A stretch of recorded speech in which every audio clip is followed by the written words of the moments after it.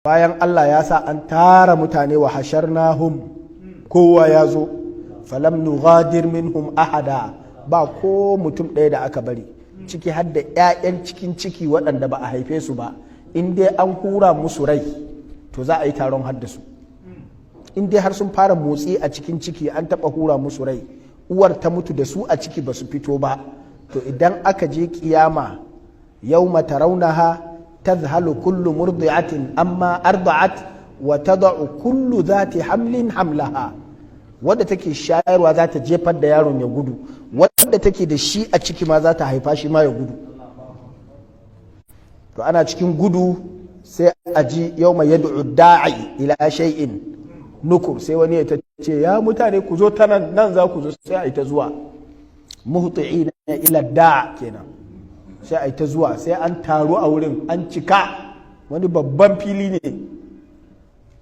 mafili ne tarwal wanda ba wanda zai tare wani komi to wannan shine filin inda za a yi tashin kiyama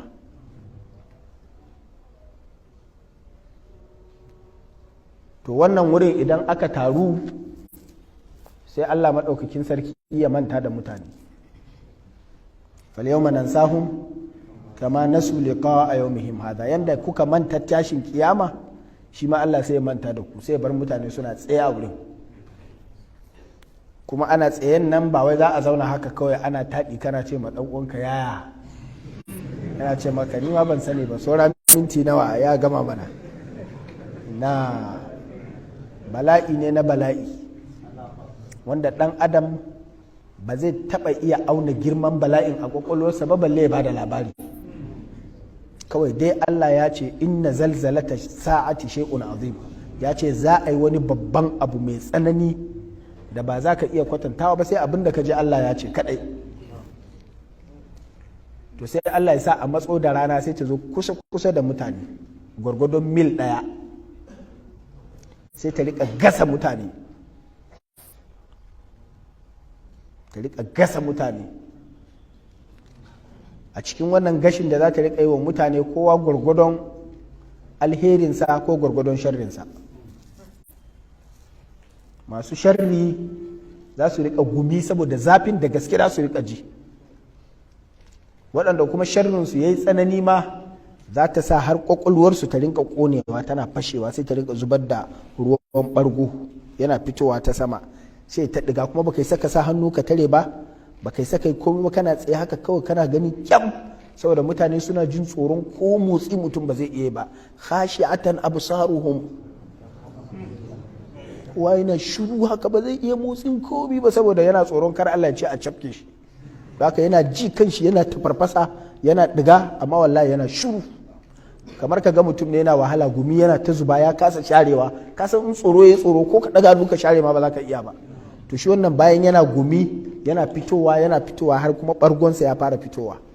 to in ya zo ya fara yin yawa sai ya kai ma mutum idon sawu ya kawo mutum ƙwauri ya kawo mutum gwiwa ya kawo mutum kowa iya laifinsa iya shagalinsa iya tsiyarka iya shagalinka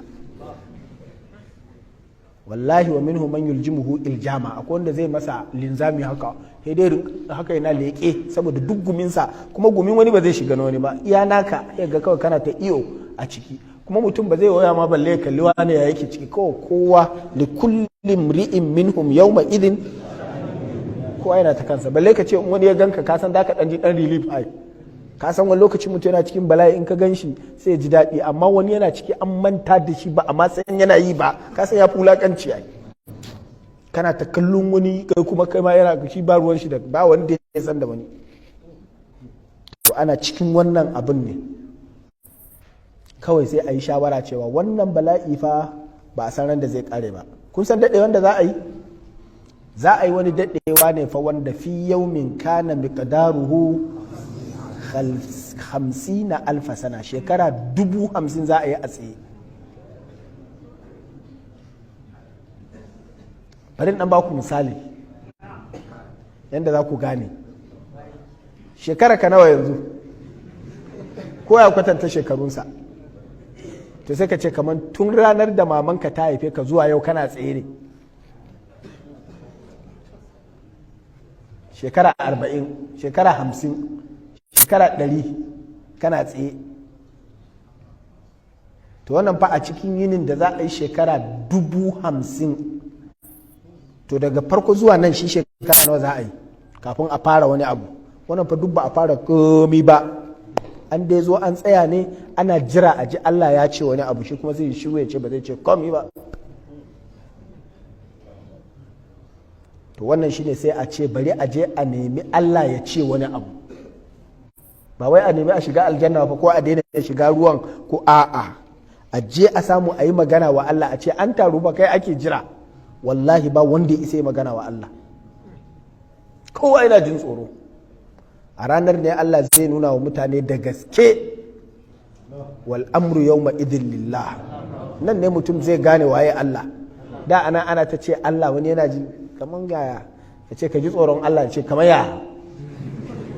ka bai da ni arne ne da ban tsoron Allah ne, saboda bai gane Allah kamar da. Amma ranar in ya gane da gaske Allah ne, shine zai gane Allah ba abun wasa bane. Wa alimu anna al-haqqa lillah. To a lokacin ne sai mutane sai su tafi gaba daya, sai su je samu annabi Adam, sai su ce ya kai annabin Allah, kai ne kaza kai ne kaza kai ne kaza, ka je ka roƙan mana Allah mana, tunda darajar ka ta kai, kai ne wanda Allah ya halice ka da hannayensa, kuma kai ne wanda Allah ya sa ka fara ɗana aljanna tun ma ba a shigo nan ba. Ce ni ce wallahi ba zan je ba. Kuma ku san me ya faru bane da na shiga aljanna? Ai wannan yar itaciya ai ta zama mun alaka kai, wallahi ba zan iya zuwa in yi wa Allah magana a wannan yanayin ba. Kar in je in tono ma kaina wani abu a ce an tado da magana, ka kawo kanka. Kowa zai tsargu ne. Haka za a je wajen annabi Nuh, a je wajen annabi Ibrahim, a je wajen annabi Musa, a je wajen annabi Isa dan Maryam. Sai ce in ga muku satar amsa, ku je wajen Muhammad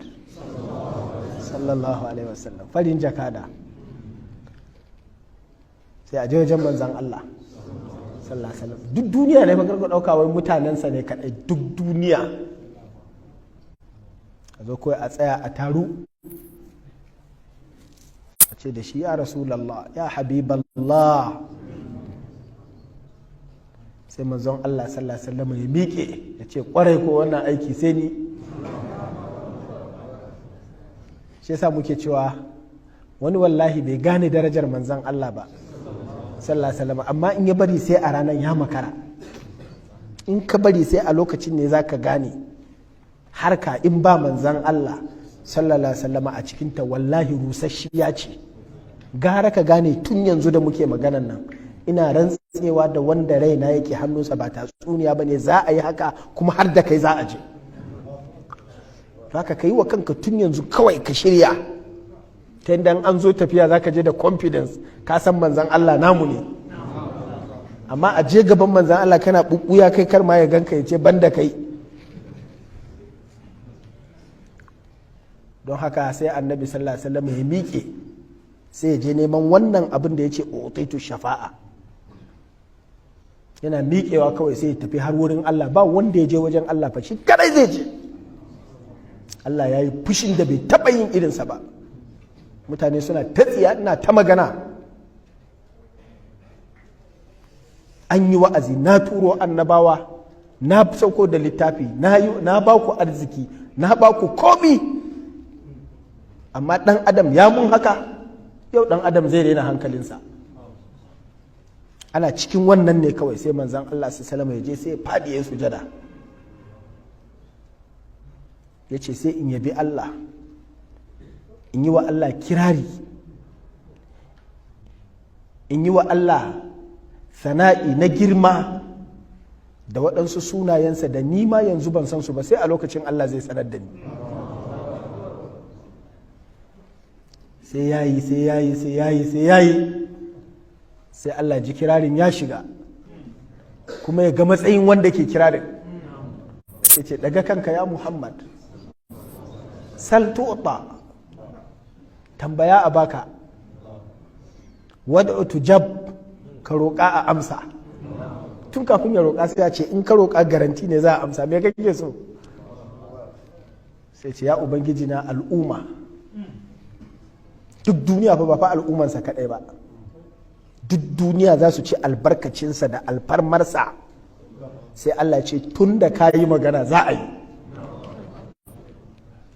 ina mala'iku na masu takardu ina ku shirya komi a sauka a fara shi kenan lokacin ne za a yi waje a rabbuka wal malaku saffan saffa sai ka ga mala'iku suna ta zuwa kawai a fara jefo takardu a fara waye a kawo mizani a kafa a kawo kaga ana ta shirye-shirye za a fara aiki manzon Allah ya yi magana sallallahu alaihi wasallam wannan shine utaitu shafa'a yanzu don Allah wannan darajar wasa ce yanzu bai ishe mu alfarma da girma ba a ce wannan shine annabinmu a ce wannan shine annabinka inda Allah ya ga dama da ka fito a zamanin wani annabin amma ta yiwu annabinka ko sunansa ma babu a Qur'ani wa minhum man lam naqasus alayka wani haka zai tashi annabinsa ko sunansa ma ba a sani ba